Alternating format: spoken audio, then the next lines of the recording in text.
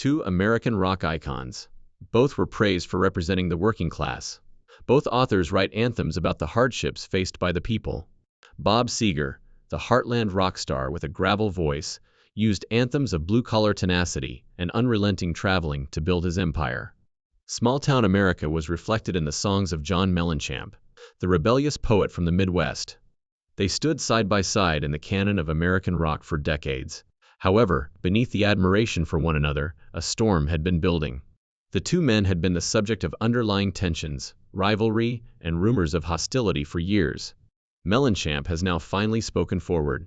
His remarks have rocked the music world, revealing a far more nuanced and contentious person behind the meticulously preserved facade of Bob Seger, the modest legend. The analogies to Seger had always annoyed John Mellencamp. The hardships of common Americans were the subject of songs written by both men. Both had strong ties to their Midwestern heritage, and in a field full with imposters, each bore the weight of being recognized as legitimate musicians. Mellencamp, however, felt that the comparison was always unjust and skewed in favor of Seger. Seger had spent more time in the game after all. Since the 1916s, he had been touring and perfecting his voice before Mellencamp ever picked up a guitar. Seger had already established himself as a legendary figure in American rock by the time Mellencamp's career took off. Mellencamp detested it as well. He detested the perception of Seger as the authentic voice of the working class. However, he was frequently portrayed as a younger, more irate version. Then there was the competition in business. Seger's maneuvers at night. His status as a stadium-filling juggernaut was cemented when he turned the page and delivered huge hits against the wind. In contrast, Mellencamp battled valiantly to get fame, fighting against a field that didn't always respect him. He was angry that Seger always seemed to get the larger platform, the louder applause, and the greater respect, even though he wrote incredibly intimate and poetic songs about American life. A pension became a full-fledged grudge. Mellencamp said Seger viewed him as a danger when his career took off in the 1918s. The tension between the two artists was evident despite their avoidance of direct conflict. A silent contest to determine who would be the true heir to the title of America's rock storyteller. As the rugged yet sincere voice of industrious America, Bob Seger was always viewed as the rock star of every man. A man who never forgot a slight, never forgiven a betrayal, and never gave up a battle, was hidden beneath his blue-collar charm. In contrast to the modest, worn-out troubadour the world believed to be familiar, his career was replete with disputes, rivalries, and behind-the-scenes fights. America's real rock and roll poet, two men, one title. Bruce Springsteen and Bob Seger were bound to be compared. Two voices singing about the hardships of daily living, the small-town American grit and desperation. The similarity, however, infuriated Seger. Long before Born to Run, before Thunder Road, before The River, he had been there first. Seger was already penning songs about life in the working class. On Night Moves, Against the Wind, Turn the Page. Before Springsteen had ever been declared boss, his anthems had encapsulated the aspirations and hardships of the American worker. But Springsteen was declared rock's greatest storyteller. Springsteen, who was exalted by reviewers. Despite his achievements, Seger always appeared to be viewed as a supporting actor. He detested it. The way the industry portrayed Springsteen as the quintessential heartland rock star infuriated him. Bruce's music was promoted by radio stations as the sound of the American fight. However, Seger's music was sometimes dismissed as just another filler for classic rock playlists. Even worse, Springsteen was aware of it.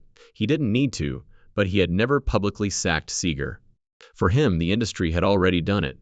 Seger's subtle feud with Tom Petty was about territory, whereas his conflict with Springsteen stemmed from bitterness for recognition. Petty didn't consider himself to be a member of the elite. He was a man who had to fight for his position in rock history and was a rebel. Additionally, he saw Seger as a symbol of the status quo, the kind of traditional rock elite that he needed to defeat. However, Seger watched Petty's ascent suspiciously. By modernizing the same type of blue-collar storytelling that Seger had established his career on, the younger artist was snatching his audience. All of a sudden, Petty was selling out venues. Rock radio is dominated by Petty. Seger sensed his own importance eroding as Petty continued the flame.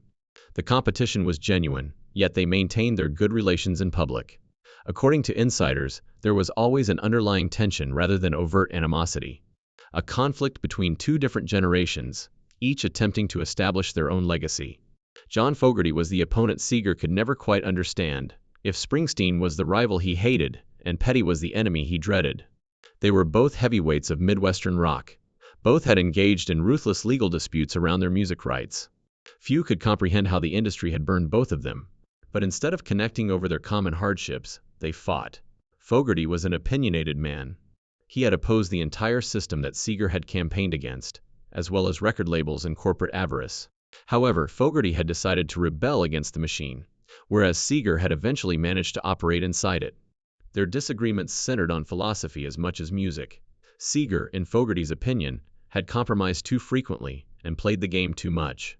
Seger believed that Fogerty was extremely stubborn, unwilling to change, and continuously engaged in old conflicts, while the rest of the world had moved on. The two men avoided one another for years. It was anxious when they finally met. There was simply the weight of the contrast between two men who had fought similar conflicts but refused to support the same cause.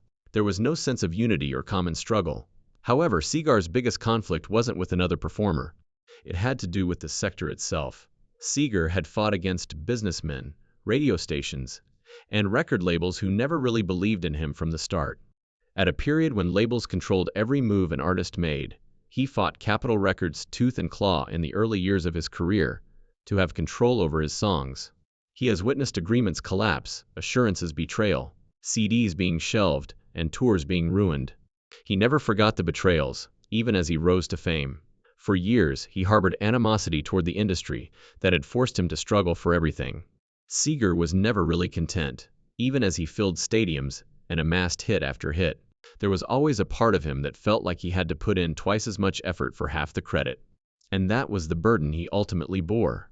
The unresolved conflicts, the rivalries that never really came to an end. The sense that no amount of achievement he achieved would ever be sufficient to undo the battles he had fought. Mellencamp's disclosures revealed more than just conflicts of interest. They tore apart Bob Seger's meticulously crafted character, revealing the convoluted, tumultuous, and frequently agonizing realities of his private life. Seger was known throughout the world as the rocker for all men and the road warrior who never lost sight of his roots. Behind closed doors, however, the situation was more complicated. He paid a price for his unrelenting drive for achievement, a cost borne by those closest to him. He traveled from city to city and stage to stage for decades, constantly searching for the next big song, the next arena that was sold out, or the next moment of fame. However, as his career flourished, his personal life collapsed, and his marriage suffered as a result of his music fixation. Anniversaries became afterthoughts, love letters became frigid phone calls, and vows to return home quickly became meaningless phrases. Once his staunchest ally, his wife grew weary of taking a backseat to the life he had established while traveling. A once hopeful relationship slowly and painfully fell apart as a result of the late nights, the weariness, and the emotional distance. Then there were his kids, specters in the background of his prosperity. They heard their father's voice in the songs that blared from radios and jukeboxes across America, rather than in bedtime stories, and they observed him from a distance. Seger was more than simply a father to them. He was an untouchable, mythical person, who was more a part of the world than his own family. He was agitated, aloof, and already planning the next album and tour, during the few occasions he was at home. And as the years went by, the gaps widened and the bonds weakened, until there were just remnants of a family that had adapted to life without him. However, Seger's skeletons were not limited to family issues. Rumors of betrayals, friendships ruined, and relationships shattered over money, ego, and control were heard behind the scenes. His demands for devotion from those around him were not always met, and the consequences were severe when music and business clashed. Former pals turned into acrimonious adversaries. When they were no longer valuable, bandmates who had previously stood next to him on stage were cast aside and forced out of the spotlight. Once trust-based agreements fell apart into lawsuits, accusations, and ruined relationships. The man who had established himself as a humble blue-collar hero, Seger, was not always who others believed him to be. And that might have been the biggest scandal of all. Not the news stories, not the rumors of rivalries and betrayals, but the knowledge that the man the world looked up to, the man who seemed so genuine, the man who seemed so real, had been concealing the flaws in his foundation for decades. Because despite his fame and skill, Bob Seger was still only a man with flaws, complexity, and the consequences of decisions that could never be reversed. The mystique of Bob Seger has been permanently altered by John Mellencamp's disclosures. Seger is now viewed as a complicated, imperfect person, rather than merely the modest, diligent musician that his admirers formerly thought him to be. Someone who cultivated enemies while fighting for everything he owned. He was never as straightforward as he appeared, as seen by his conflicts with Mellencamp, other rock luminaries, and personal hardships. In addition to being extremely skilled, ambitious, and intelligent, he was also competitive, cruel, and occasionally even resentful. Fans are now left wondering, who was the actual Bob Seger? As the truth comes to light, the man who persevered in staying at the top, regardless of the